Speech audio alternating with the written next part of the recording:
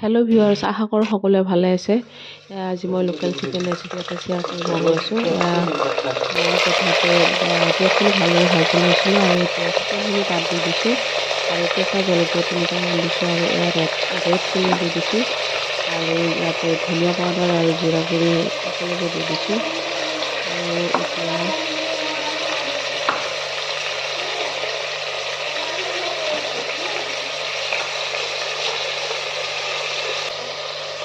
ইয়াত দুটা জালুক আৰু দুটা ইলাচি দি দিছোঁ আৰু এতিয়া ইয়াতে সোৱাদ অনুসৰি নিমখ দি দিম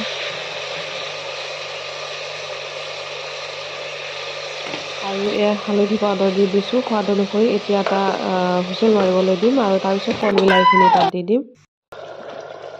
কণ বিলাহীখিনি দি দিছোঁ আৰু এতিয়া এটা হুইচেল মৰাৰ পিছত এনেকুৱা হৈছে।